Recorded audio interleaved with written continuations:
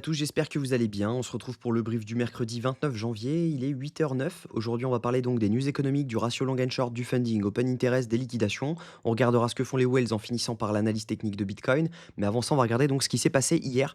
Hier, on a eu le rebond que j'attendais et on a eu le rejet dans la zone que j'attendais également. Je vous avais dit direction les 103 000 dollars. Maintenant, je pense que la prochaine direction, ça peut être les 105 000. On a rebondi parfaitement dans l'OB H4. Donc c'était en fait, mon plan, de base, c'était de rebondir ici si jamais, c'était le premier plan en fait, il y avait 2 plans. Il y avait soit un rebond dans cet OBH4, soit si jamais cet OBH4 ne tient pas, là on vient dans le suivant et c'est autour des 97 000 qui est la zone OTE, la fin des liquidations, la prise de liquidité, sous cette mèche-ci, également un retest de cette trendline. Donc on avait pas mal de billets pour venir chercher cette zone. Maintenant, ça veut dire que si jamais on passe sous l'OBH4, donc sous cette mèche-ci, ça veut dire que le prochain rendez-vous se trouve dans les 97 000 et du coup, par conséquent, je trouverai un short dans cette zone.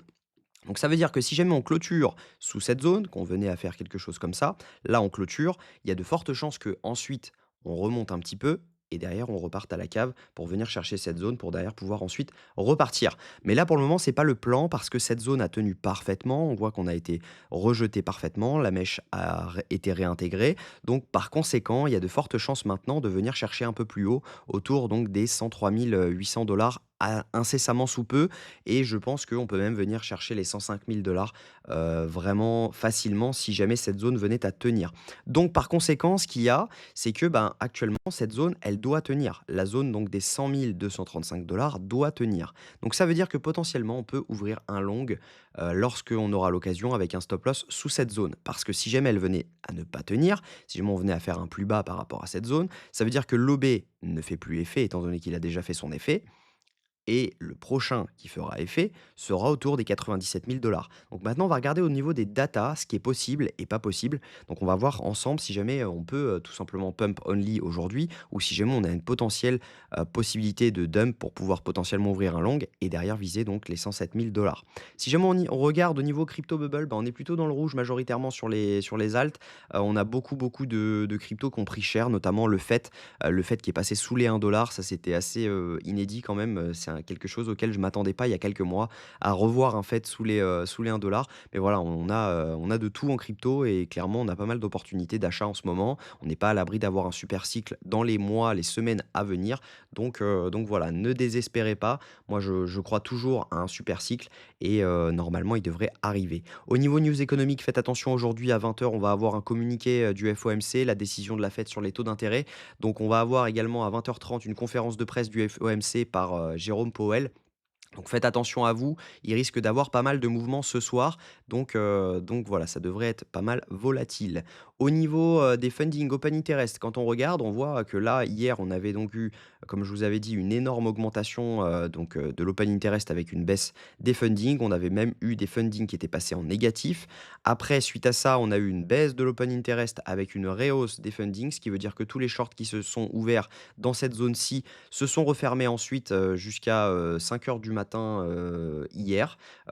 Clairement voilà et sinon maintenant on n'a pas grand-chose, hein. On a, une stagnation de l'open interest avec une stagnation des fundings, ce qui veut dire que voilà, hein, c'est vraiment l'indécision la plus totale. Les gens ne savent pas vraiment la direction que le marché va prendre. Donc c'est genre en général dans ce genre de mouvement que les gens sont pris de panique et que les whales rachètent et derrière on peut repartir complètement à la hausse. Donc faites attention à ça quand même parce que voilà, ne désespérez pas trop. On peut très bien revenir, tout simplement liquider toutes les liquidations qu'on a aux 105 000 Si jamais on regarde les liquidations, bah, c'est un peu ce que ça nous atteste. On a des liquidations aux 103 350 et si jamais je me mets sur 3 jours parce que on a quand même range pas mal sur les 3 derniers jours, on voit qu'on a pas mal de clusters à venir prendre au-dessus. Ça s'étend jusqu'aux 106 376 Si jamais on se met sur une semaine, c'est la même chose. Les liquidations sont essentiellement à la hausse, hein. On voit qu'on a un gros cluster à venir prendre autour des 107 000 C'est l'equal high que je vous avais cité dans la vidéo d'hier et on va regarder ça ensemble encore.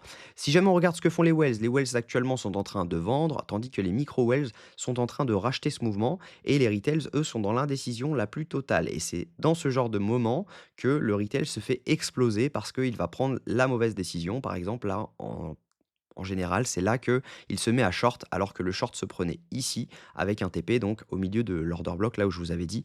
Donc voilà, on a potentiellement un rect à venir sur les retails, ce que je pense. C'est que si jamais on commence à voir donc un delta qui commence à remonter, qu'on a des wells qui rachètent tandis que les retails, eux, continuent à être en indécision la plus totale, voire vendent, et ben, on peut avoir ce short squeeze qui peut arriver.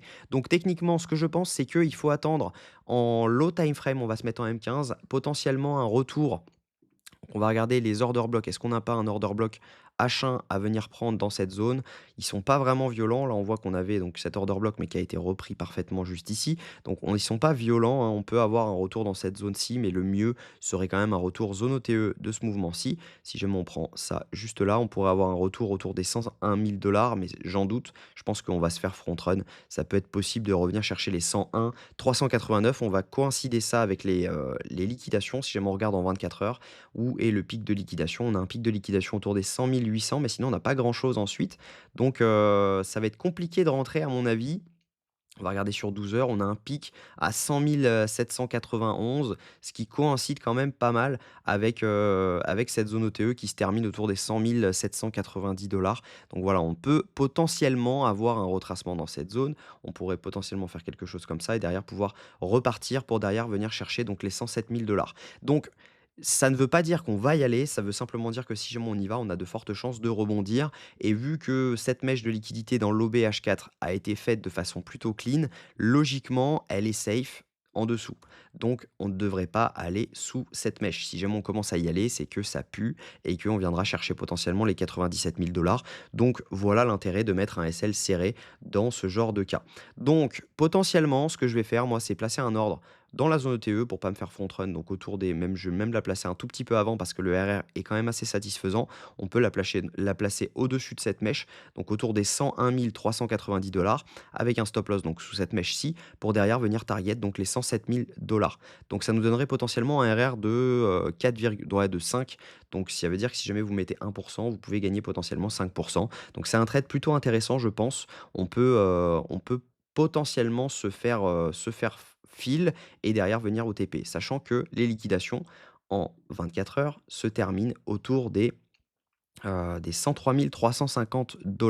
Donc ça veut dire que si jamais on étend ça aux 103 350 $, ça nous donne parfaitement notre entrée. Donc potentiellement, c'est quelque chose qui peut arriver. On peut tout simplement venir mèche au-dessus, derrière au dump, venir chercher les 101 400 au moment du FOMC, et derrière pouvoir repartir tranquillement à la hausse. Donc voilà le plan. Moi, je pense que c'est un plan qui est largement réalisable et il y a de fortes chances qu'il se passe bien. En revanche, si jamais on commence à clôturer sous cette zone, faites attention, ça voudra dire qu'on va potentiellement chercher les 97 000 $.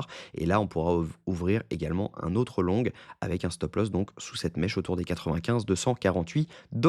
Voilà, j'espère que cette vidéo vous a plu. Si c'est le cas, je vous invite à vous abonner. N'hésitez pas à dire ce que vous en pensez en commentaire. Likez cette vidéo, ça fait marcher l'algorithme.